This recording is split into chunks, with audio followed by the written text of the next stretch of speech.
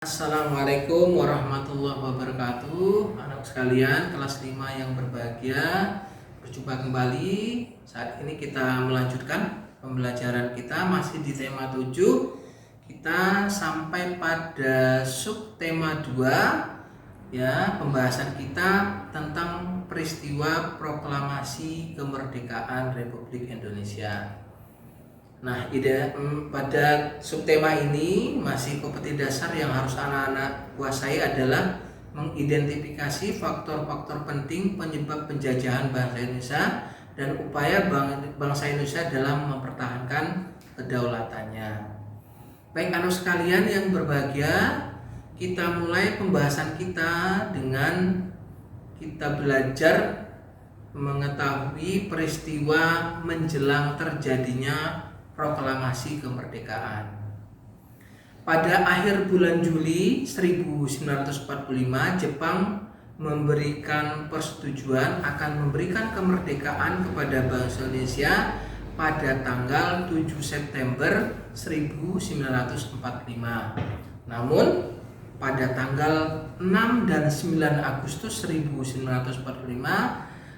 Jepang dibom atom oleh sekutu, ya. Ada dua daerah yang dibom atom pada saat itu, yaitu di kota Hiroshima dan Nagasaki. Nah, peristiwa itu mendorong diubahnya tanggal pemberian kemerdekaan Indonesia menjadi pada tanggal 24 Agustus 1945.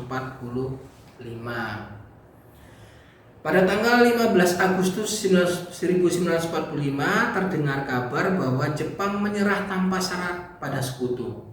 Hal ini didengar oleh para pemuda Indonesia sehingga mereka kemudian bergerak. Ya, mereka tidak bisa menunggu pemberian kemerdekaan yang telah dijanjikan oleh Jepang terhadap Indonesia. Sehingga kemudian mereka mempersiapkan diri bagaimana agar kemerdekaan tersebut bisa segera diproklamirkan. Perundingan kemudian diadakan antara para pemuda dengan tokoh-tokoh tua maupun di antara para pemuda itu sendiri. Walaupun demikian ternyata tidak menemui kesepakatan antara golongan muda dan golongan tua. Golongan muda menginginkan kemerdekaan segera diproklamirkan, sementara para golongan tua masih menunggu, ya, karena memang pemerintah Jepang pada saat itu sudah menjanjikan akan memberikan kemerdekaan Indonesia pada tanggal 24 September 1945. Pada tanggal 16 Agustus jam 4 pagi, Bung Hatta dan Bung Karno beserta Ibu Fatmawati dan juga pada saat itu Guntur Soekarno Putri, putra dari Pak Bung Karno, dibawa para pemuda ke Rengas Dengklok. Ya, tujuannya agar tidak terpengaruh oleh Jepang, ya, karena pada saat itu memang Jepang masih saja berjanji untuk memberikan kemerdekaan kepada bangsa Indonesia. Nah, setelah peristiwa Rengas Dengklok kemudian terjadi kesepakatan, akhirnya diambil kesepakatan. Saat itu kaum tua kemudian mengalah dan memberikan kesepakatan bahwa kemerdekaan Indonesia akan segera diproklamirkan. Nah, direncanakan proklamasi kemerdekaan itu akan diproklamirkan pada tanggal 17 Agustus. Nah, sejak pagi telah dilakukan persiapan di rumah Insinyur Soekarno untuk persiapan pembacaan proklamasi kemerdekaan. Ada beberapa tokoh yang hadir pada saat itu untuk mempersiapkan proklamasi kemerdekaan ini. Nah, upacara proklamasi dilaksanakan tanpa protokol. Saat itu Latif Hendradiningrat memberi aba-aba para pemuda yang hadir pada saat itu untuk bersiap di barisan masing-masing. Kemudian semua yang hadir berdiri tegak sempurna dan mulailah Insinyur Soekarno didampingi oleh Dr. Andes Muhammad Hatta memproklamirkan kemerdekaan Republik Indonesia. Ya, karena itu sekalian sudah sering mendengar, ya, apa bunyi dari proklamasi yang telah diproklamirkan oleh Bung Hatta dan Bung Karno dan Bung Hatta tadi. Nah, setelah proklamasi Indonesia dibacakan oleh Soekarno dan juga oleh Bung Hatta, maka dampaknya adalah sejak saat itu bangsa Indonesia menjadi negara yang merdeka, jadi negara yang berdaulat. Tapi sebelum kita membahas lebih lanjut, anak-anak, kita mengenal terlebih dulu ada dua tokoh proklamator yang menjadi pahlawan proklamator, artinya menjadi orang yang sangat berjasa terhadap pembacaan proklamasi kemerdekaan Indonesia. Yang pertama adalah Insinyur Soekarno. Insinyur Soekarno merupakan Presiden pertama Republik Indonesia, merupakan pahlawan proklamator. Beliau menjadi Presiden RI sejak tahun 1945 sampai dengan 1967. Soekarno dikenal pandai berpidato dan juga menguasai beberapa bahasa asing, sehingga dijuluki sebagai singa podium. Soekarno lahir di Surabaya, Jawa Timur pada tanggal 6 Juni 1901. Jenjang pendidikannya dimulai dari Indonesia School di Tulungagung. Setelah lulus, Soekarno melanjutkan pendidikan di European Legends School, kemudian Mojokerto, Jawa Timur, hingga kemudian di HBS Surabaya dan juga Teknik High School THS yang sekarang menjadi Institut Teknologi atau ITB di Bandung. Ini tentang biografi Insinyur Soekarno. Kemudian Dr. Muhammad Hatta adalah wakil presiden pertama Indonesia dari tahun 1945 sampai dengan 1957 dan juga terkenal sebagai Bapak Koperasi Indonesia. Beliau juga sangat berperan dalam upaya memperoleh pengakuan dari pemerintah Belanda terhadap kedaulatan RI. Beberapa kali Bapak Dr. Muhammad Hatta ini menjadi ketua delegasi perundingan Indonesia pada berbagai konferensi atau perundingan dengan pihak Belanda.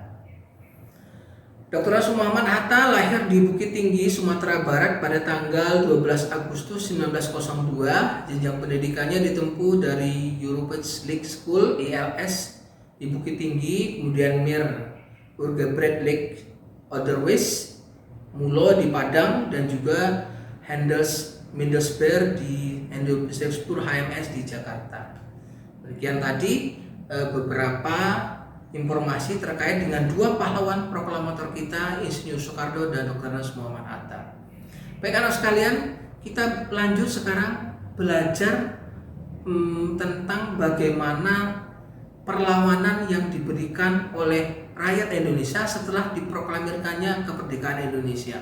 Ada beberapa peristiwa heroik yang terjadi. Yang pertama terjadi di Yogyakarta, ya.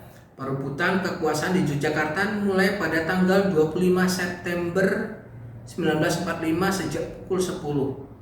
Ya, para pegawai pemerintah dan perusahaan yang dikuasai Jepang melakukan aksi mogok. Mereka menuntut agar Jepang menyerahkan semua kantor kepada pihak Indonesia. Jadi setelah kemerdekaan diproklamirkan, semua pegawai yang ada di Yogyakarta melakukan mogok. Mereka minta agar diserahkan kepada pemerintah Indonesia.